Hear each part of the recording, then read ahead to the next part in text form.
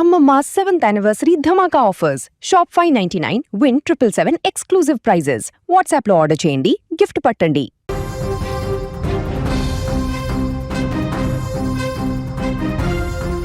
భాగ్యనగరంలో నిన్న రాత్రి ప్రకృతి తన ప్రతాపాన్ని చూపించింది.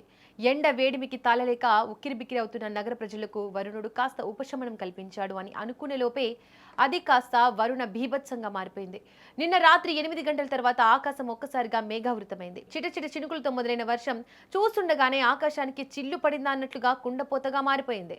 హైదరాబాద్లోని బోరబండ, జూబ్లీహిల్స్, బంజారాహిల్స్, బాచుపల్లి, కుక్కట్పల్లి, నిజాంపేట్, మాదాపూర్, అత్తాపూర్, కార్వాన్, మణికొండ, టోలిచౌకి, హైటెక్ సిటీ, రాజేంద్రనగర్ వంటి ప్రాంతాల్లో వర్షం తన విశ్వరూపాన్ని ప్రదర్శించింది.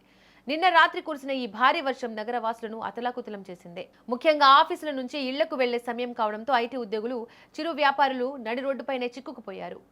హైటెక్ సిటీ, మాదాపూర్, గచ్చిబౌలి వంటి ప్రాంతాల్లో కిలోమీటర్ల మేర ట్రాఫిక్ స్తంభించిపోయింది. ఆఫీస్ పని ముగించుకుని త్వరగా ఇంటికి చేరుకోవాలని భావించిన వారికి వరుణుడు పెద్ద అడ్డంకిగా మారాడు. రోడ్లన్నీ చెరువులను తలపించడంతో వాహనాలు ముందుకు కదలలేక గంటల తరబడి జనం ట్రాఫిక్లో ఇరుక్కుపోయారు. నిన్న రాత్రి కురిసిన ఈ వాన కేవలం వర్షం మాత్రమే కాదు, ఈదురుగాలుల ధాటికి పలుచోట్ల గంటల తరబడి కరెంటు కోత విధించారు. చీకట్లో చిక్కుకున్న ప్రజలు తీవ్ర ఇబ్బందులు పడ్డారు. ముఖ్యంగా లోతట్టు ప్రాంతాలైన కార్వాన్, టోలిచౌక్లీ వంటి ఏరియాల్లో ఇళ్లలోకి నీరు చేరి ప్రజలు నానా అవస్థలు పడ్డారు.